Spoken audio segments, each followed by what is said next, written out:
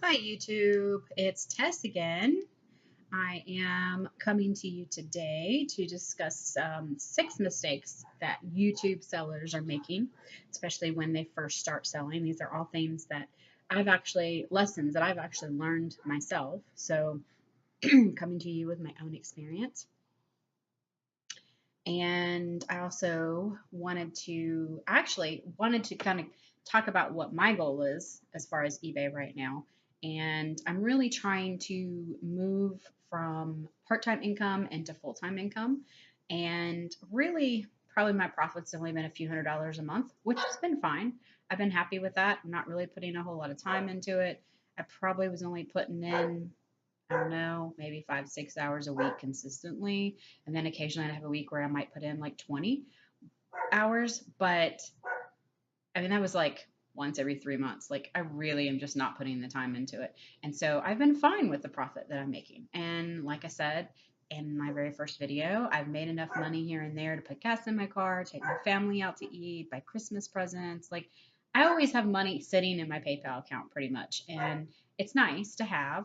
And it definitely is a profit. A lot of times I take it and put it right back into inventory. That's how I ended up with this death pile sitting behind me. Um, but I really want to scale the business now and really start making a full time profit with it, even if it's that on part time hours. But I really want to see a major profit from it. I want it to be enough that we can actually do the things that we want to do and be comfortable. And like I said in my first video, our goal is kind of for my husband to actually be able to quit his job and do this full time as well. And so I'm going to have to build the business myself. Originally, I had thought, well, if he'll work with me, we can work 3, 4 nights a week and we can work on it. And then if I get some done during the week, then that's fine, but we want to do this together. And then I just realized there's just no way for him to do that. He's working 45 hours a week at a very physically demanding job. And in fact, right now he's been working part time for somebody else a couple nights a week, and he's putting in an extra 10 hours. And it's just, he's tired. He's tired. And he volunteers at church and he has to work at least one Saturday a month. And it's just not leaving a lot of time for him to be able to come in and work on eBay. So that means that I'm the one that actually has to do that. Sorry about that. I had to let the dog in. Lucy decided that she was not going to wait. So she was done playing outside, I guess. But at any rate, like I was saying, I'm the one that's going to have to build the business. And I realized that I just kind of kept waiting on my husband to actually do it. And it was just silly because I'm the one that's at home. I'm the one that has the flexibility with my hours and my time. And if I can just manage the things that I am working on in the house, then I'm the one that can get the business going. Now, I am trying, we are in the process of planning my daughter's wedding, and she gets married on July 15th. So right now we have about 40, I don't know, for 47 days maybe out from the wedding. And we have 2 other weddings we have to attend in the next couple weeks. So things are fixing to get very hectic. And being a seamstress, I'm also making 4 flower girl dresses and a junior bridesmaid's dress. And I'm doing all of her flowers for her bouquets. And so there's a lot of other things that I'm going to be doing along with my eBay. But this is still a priority. This is a major priority. We're hoping to buy a house in January, and we need to come up with the cash flow to be able to actually do that and do it comfortably and continue to pay down our bills at the same time. So it's important for me to utilize my time, maximize the time that I'm using, and bring in the most money that I can possibly bring in. And that's going to help my husband in the long run, being he is working 2 jobs currently. So that's where I'm at mentally. My goal that I have set for myself is that I want 10 listings per day to be listed. And I mean brand new listings things I've never listed before. And the reason why I'm clarifying that is because I also am putting, apparently, she wants attention, so she's going to play with her squeaky toy right now because I'm talking and she doesn't understand why I'm talking. I must be talking to her. um, but at any rate, um, like I said, 10 listings per day, brand new listings, things that I have never listed before. And I say that because I do have things that I list, like the games that I piece out, Monopoly games, Risk games, tokens, CNETs, Trivial Pursuits, things like that, that I already have listings for. And so I'm not talking about when I pull apart a game that I've already listed, I've already listed the pieces to that, and all I have to do is go in and edit my quantities. I'm not talking about those. Those I'm going to continue to try and do. And I'm trying to do, pick one thing every day that I can do. So like one day I might do monopolies and the next day I might do risk. And I pick those up all the time at thrift stores. So I'm not talking about those. So I'm going to do those as well. So when I say 10 listings, I just mean 10 brand new listings. And then I'm also, because we sell on Amazon FBA, I'm also putting things into our Amazon FBA shipment. So we have shipment plans on Amazon FBA, and you basically continue to add items to your shipment plan until you have however many that you want to send in. I usually shoot for between 20 and 25 items and then send mine in. Currently, we are shipping in about one shipment per week to Amazon.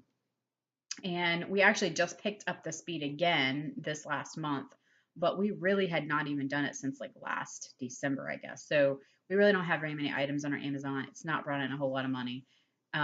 We still haven't had to pay the fee, haven't had to pay our monthly fees have been covered every month, and we've had small payouts, but it hasn't really been much. But I am going to continue to try and grow that too. So I'm trying to get outsourcing at least one time a week with or without my husband. And even if it means I have to go by myself. And I actually did that yesterday. I typically don't go without him.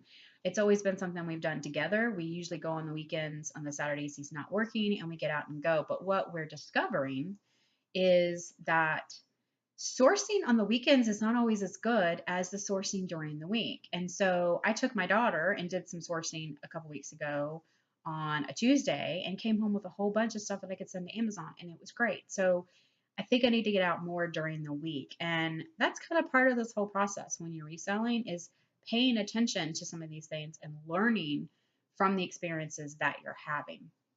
So with that in mind, um, I'm not going to show you anything that I'm listing today or anything that I've bought recently, but I'm going to try and keep this video sort of short, not go over 30 minutes.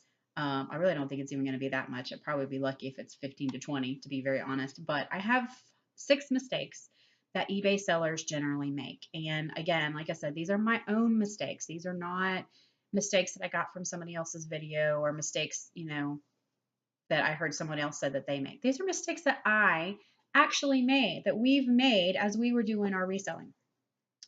So the very first thing that I came up with when I started thinking about mistakes that I made was not researching sold comps. Originally, when we started selling, we were basically going on our own likes. So things that we had, like I would have something that I just wanted to get rid of out of our house. And I was like, well, this is a popular item. I think this is something would sell. And I would just guess what I thought it was worth. And I would put it up on eBay. And it may or may not sell. And so it was one of those things where probably my sell through rate was probably like, I don't know, 1%, something like that. It was something crazy. And maybe it was less than that. I don't even know. Like it was an unreal amount. Like we're probably selling like 1 out of 10 items kind of thing. And I would have to drop my prices down. And I spent a lot of time doing repricing that I probably didn't need to. And it just doesn't work very well. So when you first get started, you need to learn how to research the sold comps on eBay. And eBay is a very good place to do that. On eBay, when you go in and you search your item and you find that little search symbol and you put in your keywords that you're looking for, and let's just say we're looking for Fisher Price little people figures, and you search Fisher Price little people figures, and then over on the right they have this little button that says refine. And this is on the Amazon eBay app is what we're using, but it should work on a computer as well. And then you hit refine and you scroll down and there should be a place where you can click on sold listings. And it's the very first thing that I do anytime I search anything on eBay and I want to see if it's sold. I go ahead and do the sold listings. Now, the eBay app does not always show you all of the items that have sold. For whatever reason, we have found that it may only show me 2 things I've sold in the last 6 months. And then I can get home and I can search it on my computer, and there's 15 others that have sold for the last month. So you kind of have to take it with a grain of salt and understand that if one has sold and it's showing on your app, you're probably going to have more than one that's going to show up when you get home. If none has sold at all on the eBay app, then I have a tendency to kind of back off and say, yeah, it's not really selling. I don't know if I really want to take the risk on this item. And of course, it's going to depend on the cost of the item. If we're talking about something I'm going to spend 40 cents on, I'm probably going to go ahead and pick it up if I have a good feeling about the item, and I'm just going to go ahead and see. And then you also have to realize that some things do better when they're grouped. And that's another reason why you want to look at those sold comps, because it will tell you what kinds of those items actually sell. Fisher Price Little People figures actually about 2 years ago sold really, really well. It was one of the first items that I really got into selling on eBay as far as toys went, used toys. I love selling them. I could sell them individually and make $2 or $3 per figure, even after all my fees and my shipping costs.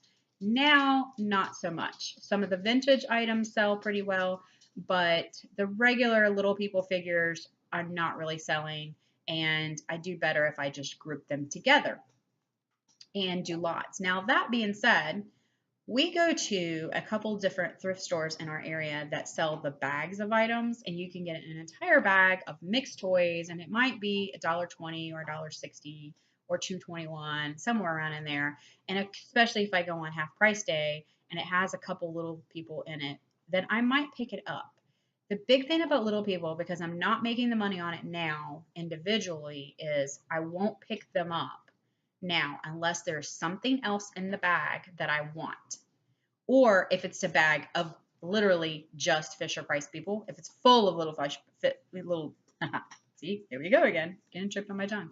Apparently that's something I'm going to do regularly on these videos. But at any rate, if it was full of figures, then I might go ahead and buy the bag. I know our thrift store has standard bags that they do group together toys, and they'll sell them for $1.98 a piece. And so if it has 6, 7, 8, 9 figures in it, I'm going to pay the $1.98, and I'm going to probably go ahead and get it because, again, if there's one, there may be a couple in there that do sell, because there are some specialty ones that do sell, like Batman and Robin in the Fisher Price Little People. That pair would sell really well. Typically goes really fast. You can probably get $12 to $14.99 for that pair. So yeah, I would pick that up. And that's another thing. You had the sold comps, researching sold comps, even if you're not searching something that you are selling at the moment, is a very good idea. If you have some free time and you're sitting at a doctor's office, pick up your phone, search something that you're curious about, and see what the sold comps are. You might find something that you didn't realize was worth money. And I'm pretty sure that Rake and Profit actually talks about this. That's another one of those YouTube resellers that you can get on and really learn something from him. And he talks about that. He picks topics. I think he did a video on plush, stuffed animals, where he literally just went through the comps in the middle of the video and said, these are the top items. These are the items that have the most money in them if you're reselling. So it's always a good idea to research your sold comps. Now, Etsy, as far as I know, does not have a way to research sold comps. The biggest thing you can do is look at reviews on other sellers' page, but there's not a way to really search an individual item. So you're going a little bit more on instinct, and you kind of have to look at the individual sellers and just kind of see what they're selling and what they're selling more of than anything else. Amazon does not have any type of sold comps, but they have their rating. And so basically their rating that's pretty much your sold comp. And that's why in one of my videos I talked about Amazon FBA. If the ranking, I said rating, technically it's ranking. They have a general ranking or average ranking, and then they have ranking broken down per category. And so usually when we're talking about ranking on Amazon, we're talking about the general ranking. And if the general ranking is less than 500,000 and it has a decent price and there's a good profit margin there, I'm going to buy the item. If it's over 500,000, I kind of think twice. Depends on how many I can get, depends on how many sellers are there. Depends on what the profit margin is, that kind of thing. And over 1 million, we do send them in occasionally because we are trying to scale our business currently. So if I'm spending, 50 cents on an item and I can make $1.50, well, that's 3 times my profit, 3 times the cost that I paid for it, excuse me, 3 times the amount that I paid for it. And so basically I'm taking that same 50 cents that I spent and I'm making 3 times that and getting my 50 cent back. Then I'm probably going to buy that item because that's all profit. And I recently talked about that with the bicycle tubes, which they actually have not even been, I don't think they're active yet on Amazon. If they are, they just went active like yesterday. So I need to get on there and double check prices and see where those are sitting currently. But the bicycle tubes, we paid 49 cents for them at Walmart. We bought 33 of them. And it looked like at the current price, our proceeds from each individual tube was going to be $2. Well, that means that we are going to triple our money and get our 50 cents back. So that's a really great profit on that item if it sells. It's possible that it's going to turn out to be a dud. It was a risk that we had to take. It was a calculated risk, but we based it on the ranking. And the ranking on that particular item was about 525,000. So we were literally sitting at that $500,000 limit and we had to kind of just decide, are we going to do it or aren't we? We decided to take the risk. It's like I said, if that item doesn't sell, I'm fine with having it shipped back to me for an additional 50 cents because that's what it would cost to ship it back to me, and then just grouping them and selling them on eBay. And I'm sure that with 33 of them, we could get enough money to cover our cost and still make a little bit of profit. So I'm not worried about that particular item. And almost everything that we have sent to Amazon that hasn't sold and that we ended up paying to have shipped back to us, I've turned around and put on eBay and ended up selling. I think the last one we had about 12 items that came back to us in December or January. And I think maybe 3 items I couldn't do anything with, and they ended up going in the donate box. The other 9 items I turned around and sold for a very nice profit on eBay. So I'm not overly concerned with that ranking and that price as long as I knew my margin was going to be pretty good on what we sent in. But I only know that based on researching sold comps and understanding the system. So you need to do that research. It's just probably the most important thing. And if you don't spend the time in doing the research, you're going to find yourself buying things that you can't make any money on. So you really, really, really need to do that. The second mistake that eBay sellers make is not knowing how much an item will cost to ship before listing. And I touched on this a little bit in my last video where we talked about items that you need to sell and on your organization. So that particular video, we talked about how shipping costs can really cost you some money. You really have to know what an item is going to cost. And the best way to do that is when you create your listing, go ahead at that point and figure out what size package you're going to put it in, whether it be in a poly mailer or a padded envelope, a flat rate envelope, or a box, whatever it is. Measure your box, measure your envelope, get into eBay in there where they tell you to put it in there. And there is a little highlighted thing that says calculate your shipping that you can click on. And that calculated shipping will allow you to see the different options. You put in the weight, you put in your measurements, and then it shows you the different options. And you can literally see which item is going to be cheaper, which choice is going to be cheaper in shipping that item.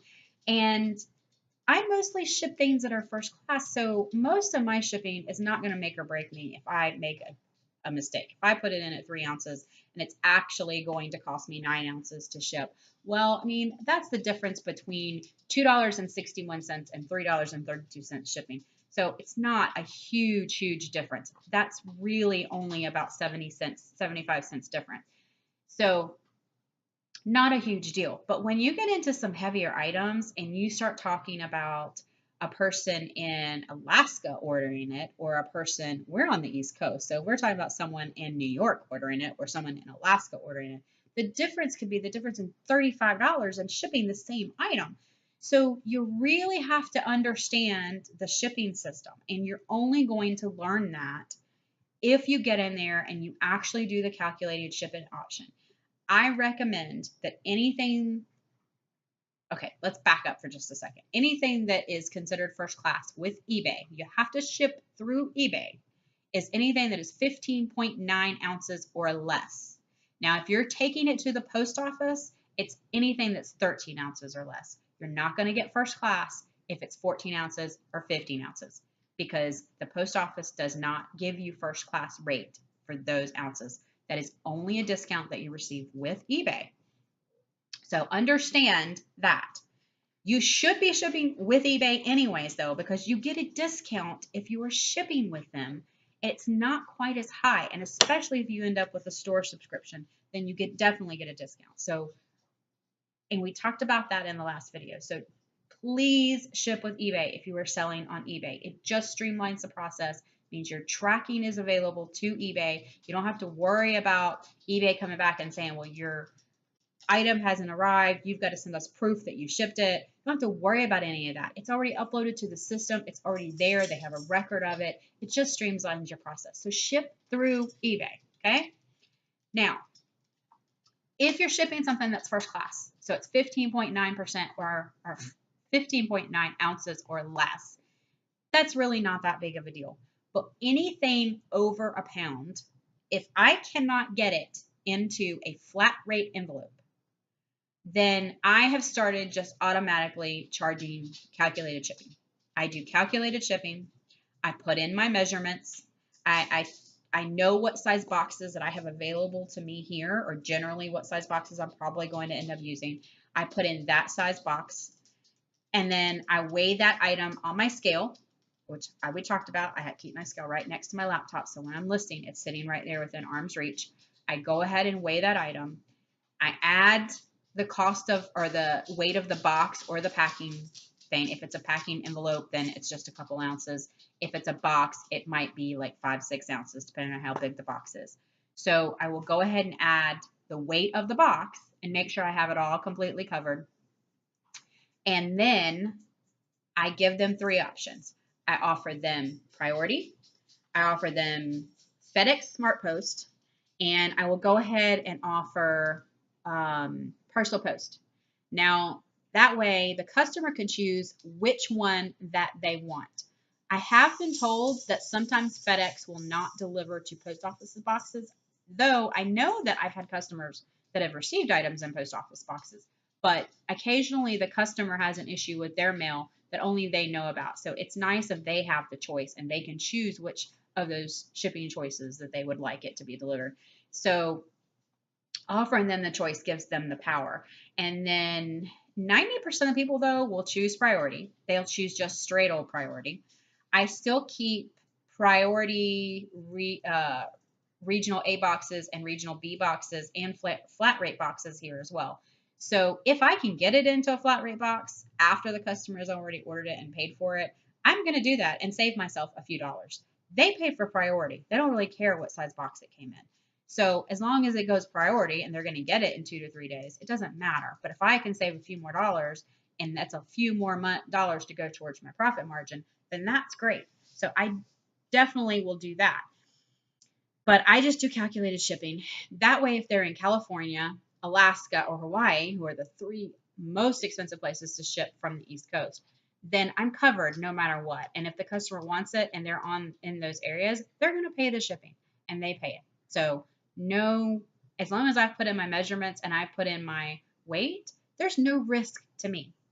You know, as long as my measurements and my weight is accurate. Now, if you don't weigh it correctly and you're just guessing, then yeah, you still got some risk there. So that's the second mistake that eBay sellers make, is not knowing how much an item will cost to ship before listing. Again, it's just a little bit of research. And once you've done the research and you've done it a handful of times, you begin to get a great grasp on the shipping process, the prices that you're going to pay, the size of items. I can even take an item and put it in my hand now and kind of gauge, well, is this going to be first class or not? And know that I'm going to be pretty close. And I do know the general weight of items. Mistake number 3 that I wanted to talk about today was sellers who do not utilize the features offered by eBay. And the features I'm talking about are the ones that will help you maximize your presence in listing searches. Now, there's a lot of misinformation out there, and there's a lot of talk about conspiracy theories and whether or not these things really work or not. And I will tell you, there are definitely some things that you need to do. Number one, you need to understand that eBay uses a search algorithm that automatically puts you at the top of the search if you have a brand new listing, if you have changed anything in the listing, if you've put in new pictures, if you've changed the price, or you've changed the listing, it automatically is re-indexed so that it comes up at a higher level in the search. If you have a store and you've listed anything, it automatically gives your other listings a little bit of a boost. If you've sold anything in the couple days prior, it gives your listings a little bit of a boost. So in other words, if you haven't sold anything over the past week, you have 250 listings sitting in your store and you're going, why is my stuff not selling? But you haven't listed anything, you haven't edited anything. Well, it's because your items, basically, eBay has indexed it as an old listing. And so even though that might still be a good item and you might even have a good price, you don't even come up in the search. So a new person gets on there and starts searching and they're not even going to see your listing because it's kind of got bumped down in the searching. It might be back on like page 3 or 4 of that particular item. So one of the things that I do is, along with my goal of listing 10 brand new items every single day, I also try to take about a dozen listings that are on my in my eBay store and actually editing those listings. So there's several different things in there that you can do. Number one, you can change your price, and you can change your price by a penny and it's going to reindex it. I also try to look at my pictures and say, okay, that picture is maybe a little bit dark. Maybe I should pull that item out and maybe I should put new pictures in there.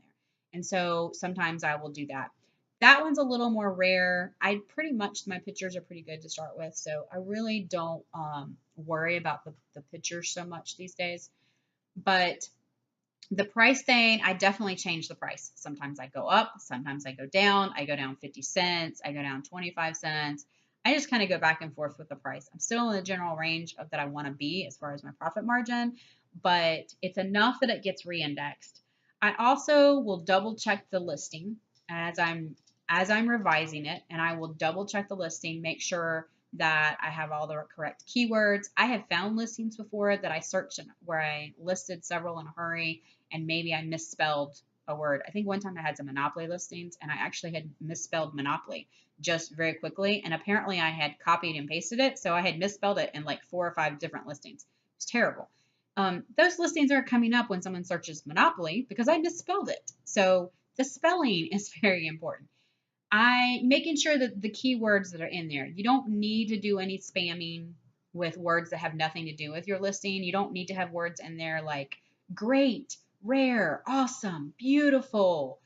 Um, Sometimes I will use acronyms. Well, they will do like HTF for hard to find, or NWT for new with tags. But I only do that if I have several characters left at the end of my listing and I just want to throw in an extra search term.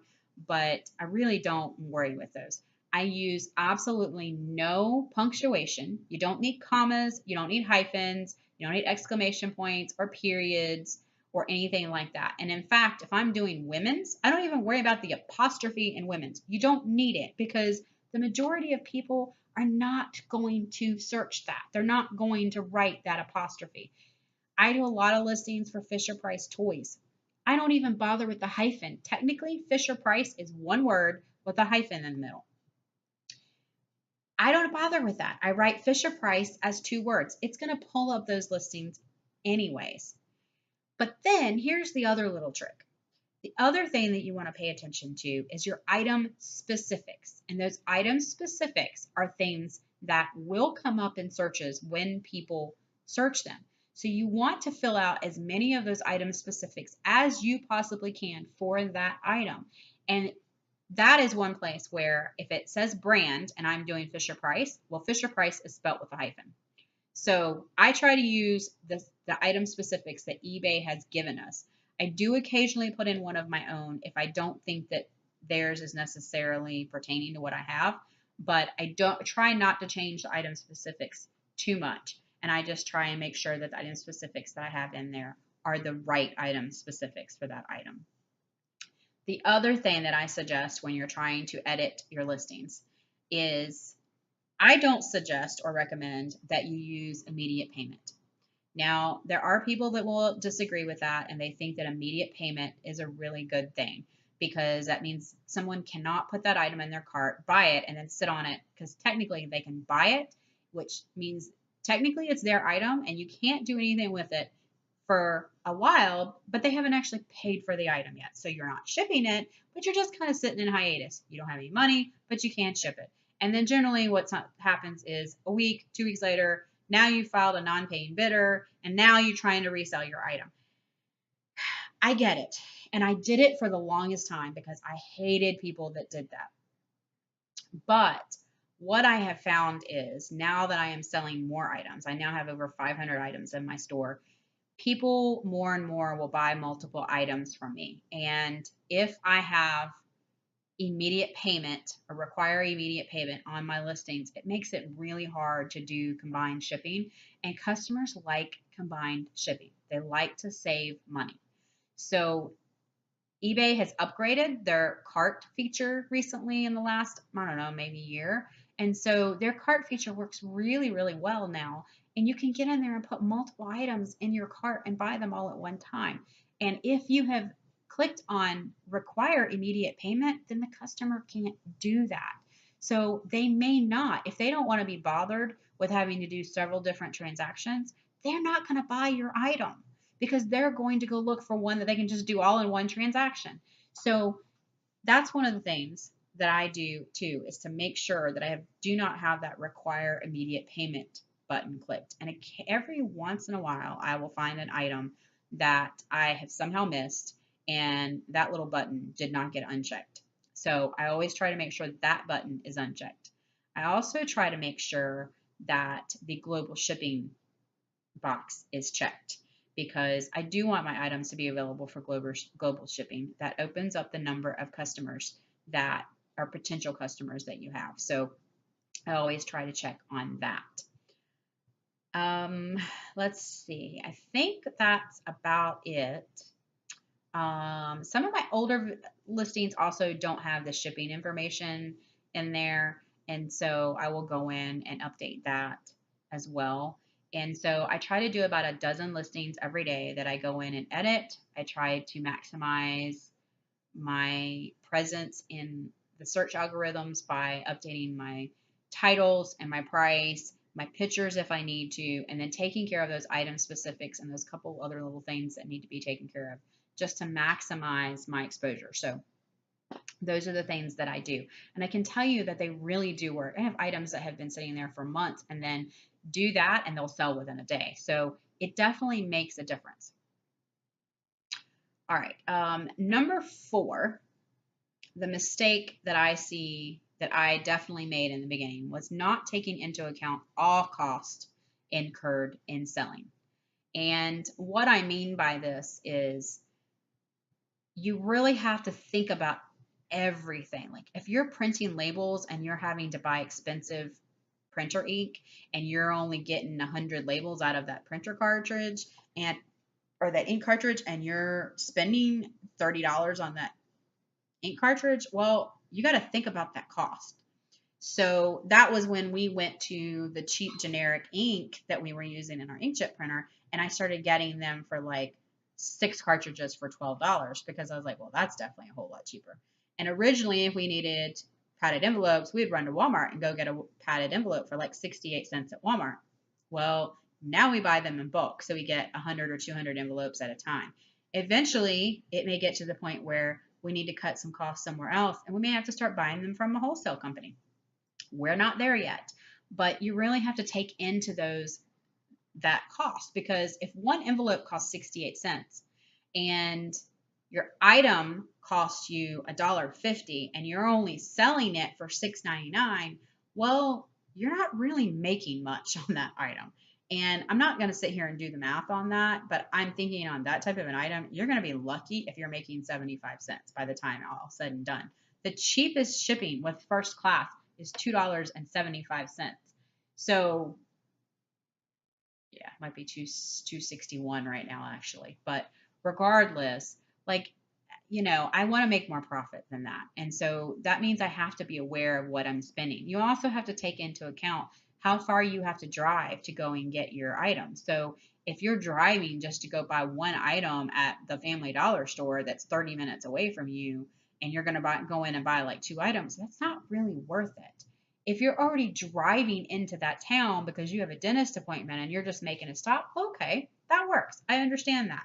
Or if you're making a day of it, think about the cost of your gas. You do have to think about these things.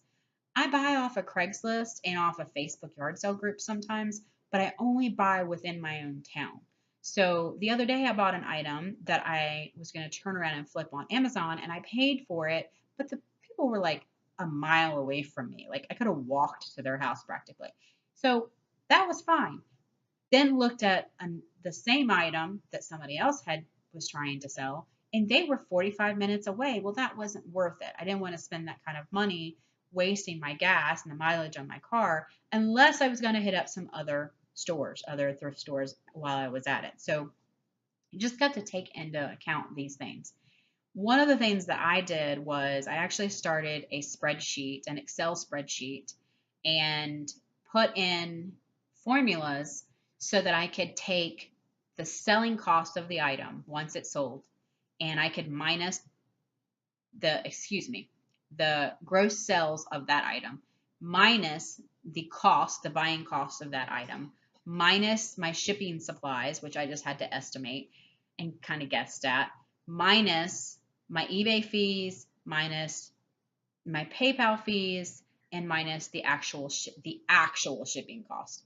And I had formulas that basically did all of the math. And once I put in the sell price for that item, or the money we collected from the customer on that item, which would include shipping if they paid it separately, then it would give me a net profit on that item.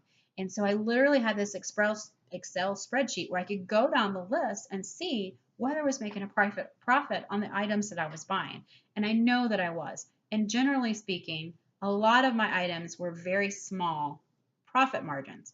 I mean, we're talking like $1.75, $2.50. I was okay with that at the time because the things that I was buying in bulk, like going to my local flea market and buying huge bags of Fisher Price Little People, or I was maybe spending 25 cents on them at a yard sale. And so I was okay with those type of profits because they were selling very quickly. It didn't take me much time to list. Now I'm getting a little bit more into some other things, and I know that to really make the profit that I want to make, I have to start looking at my profit margins a little bit differently. And I need to be able to sell and make bigger profits.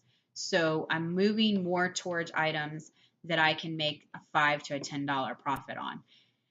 And that's something you're going to have to take into consideration. I really did not realize just how much work I was putting into the business, even though I was only spending a handful of hours a week. I didn't really realize how much time and labor I was putting into it until I started trying to make myself do 10 listings a day. And then I realized, you know what, if I'm going to do 10 listings a day, and only 10 brand new listings a day, then I need items that are really going to make me a decent profit. Now, if that one brand new listing has multiples of 10 and I'm going to make $2 per item, well, that's fine because it's going to be $20 by the time it gets done. I'm fine with that. But if it's only a single item and I'm only doing one listing, it needs to be a large enough profit margin to make it worth my time for doing it. And so I only learned that though from actually doing it, from setting the goals for myself, starting to do it, and actually thinking about these different things. So another kind of little sidebar like tip in there is you need to create some goals for yourself. You need to actually have a goal and you need to actually do it. And I did see another video today that was talking about, the only way you're going to learn is by doing it. Like you can sit and watch these videos with tips and advice and all these things that you could do to possibly maximize your profit, but in all reality, you're going to learn from doing it. Just do it. Okay? That's just it. Just do it. Just get in there and start listing. So, mistake number 5 that I have made myself is not realizing that the market changes. So some things will become obsolete. And the reason why this ends up becoming is a mistake is because of what we have right here back behind me. This thing that we call a death pile. And like I said, we don't really like to call it death pile. We call it more of potential profit pile. Okay. It is a potential profit pile. The problem is, though, is that if you are buying items thinking that, well, I'll just get around to listing it whenever, and then you sit on the same item for 2 years, and trust me, I have some items in the other room that my husband's been sitting on for probably 2 years or more. So I definitely know what I'm talking about here, but that the market changes. So the item might have been worth $75 when we bought it, and it was a great item. We could have made profit on it. It didn't get listed. Well, now it's only selling for $10. So all of our profit potential just went down the tubes. And all because you didn't get it listed. So you have to realize that the market changes. So while some things may hold a pretty good profit and they may sit in storage and wait, and that might be fine. And some things will even grow in profit over time. And I get that. I get that some things do, but some things don't. And so, especially when you get started and you research an item, you just can't sit on it forever and then expect the price to still be the same 2 months down the road, 4 months down the road, a year down the road. You can't do it. And this is also another one of my pet peeve kind of things too. Like if you're spending time researching your item as soon as you get home, list it. List it immediately when you actually do the research. Because if you're coming home and you're all excited about your items and you do all this research and you research them all and you're writing a list of things down that you just went and bought, like, oh, I'm so excited. I can make this much money on this thing and I can make this much money on this thing. And you research them all and you got your pretty little list and you put the items in a bin and you set it to the side. Well, you just spent all that time researching, but you didn't list anything. Well, you can't make any money if you're not listing. So list. You have to get them listed. And what's the point in researching them now, not listing it, and then, oh, next week, now you're going to try and research it. Well, guess what? Or list it, excuse me. Next week, you're going to try and list it. Well, guess what? Now you got to research it again because it's a week later. The prices have changed. They're not the same a week later. Okay. That's also another thing about editing your listings. I like to edit my listings, and occasionally with a really old item, I actually like to go in and search that item and see where it's sitting, because sometimes I have found that where I might have been right on with my price before, the market has completely changed and now my prices are just not even close. So you need to get in there and research that so that you can adjust your prices accordingly. But regardless, mistake number 5, not realizing the market changes. Some things become obsolete and so they're not going to sell. So just remember that you can't sit and hold on to items and expect the market to still be the same, to expect that item to still be have the same value weeks down the road, months down the road. You have to, the market is going to change. The 6th mistake that I made myself was not realizing that the customer is important. Yes, I am not from, I guess I'm a little old fashioned. I guess that's what I was going to say. I'm a little old fashioned. I don't really come from this whole attitude that seems to just be everywhere in the US these days, that the customer is always right. Okay. I just don't, I'm sorry. The customer is not always right. And in fact, I think we've become a nation of just, I don't know, instant gratification and give everybody what they want. And people think they have a right to tell a business how to run their business. And I've seen it on eBay for years where if eBay makes a change, then the sellers all get up in arms over things. And they're like, why are you doing this? I don't think you should make these changes. Well, people, it's not personal. It's business. Like it's business. They are in the business of making money. They are not in the business of I mean, I guess in a way they kind of are in the business of trying to help sellers make money, but really their main goal is to make money for themselves. That's their goal. And in the process, if it helps you make money, then that's great. But they don't really care about you when it comes down to it. You have to figure out what's going to be best for your business yourself. And there's no point in getting frustrated about it. They're basically creating a service for you, providing a service for you.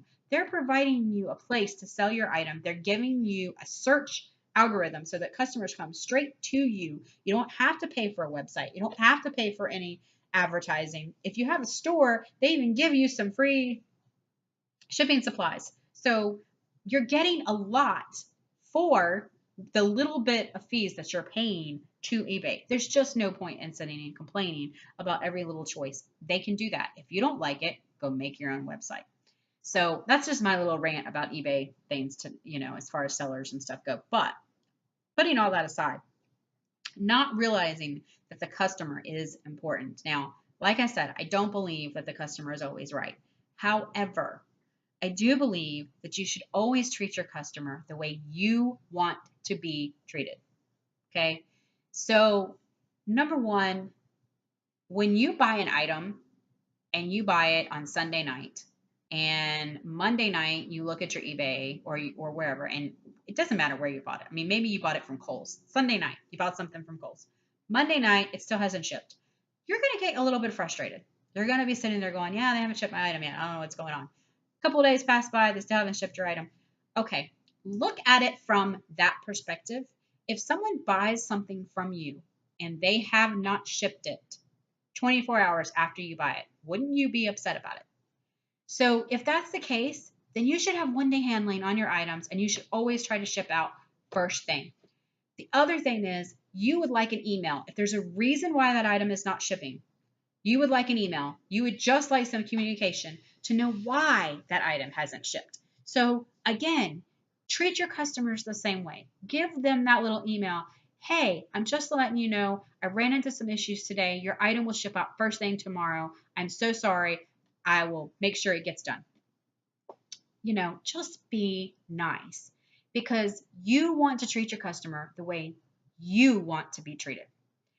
The other thing is that you want to make sure your items are packed nicely. And again, because when you get an item, especially if it's something that was breakable, if you just ship it in a padded envelope and you didn't put enough padding in there, you didn't put any cardboard in there to protect it, the customer gets it and they're like, this person just doesn't even care about their customers. Well, I'm not going to buy from them again because they didn't take care of my item that I paid for. So you really have to think about these kind of things. You like to get items that are nicely packaged, that maybe even have a thank you note in there if that's what you decide you want to do. I don't even do thank you notes, but it's a nice little touch that I've considered. So I may start doing that in the future.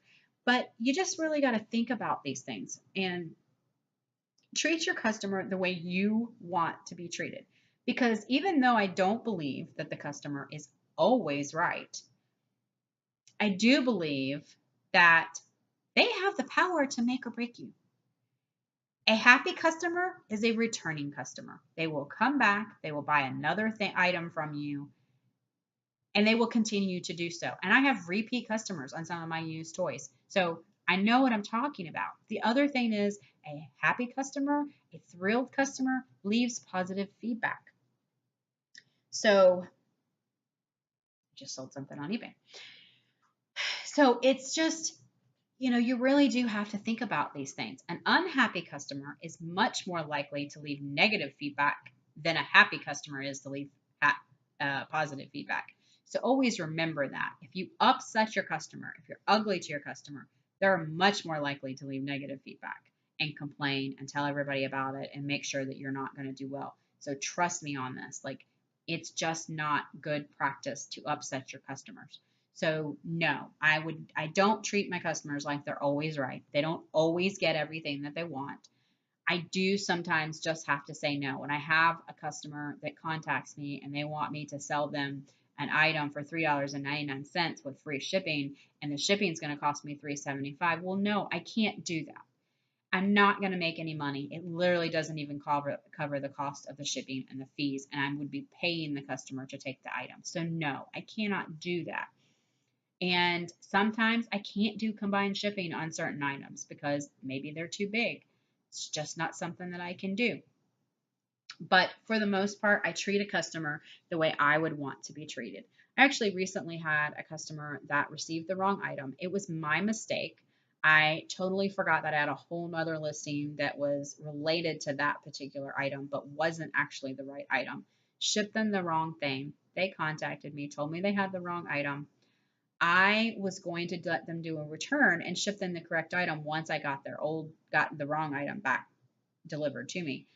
But as we were getting into the process, the customer was not really understanding how to print the label that eBay was trying to provide for them, and it just wasn't working. And it just got to the point where I was like, you know what, this just isn't, it's just not at all. I said, I'm just going to go ahead and ship you the correct item. You can just keep the one that you have. It's not worth my time to keep messing with it. Pay the shipping, don't worry about it. I'll just go ahead and ship the correct thing. Because if it was me, I would just be totally fed up with trying to do this and the process wasn't working for them, whatever the reason, whether it was their mistake or whether it was a problem on eBay. I don't know, but they weren't able to print the label.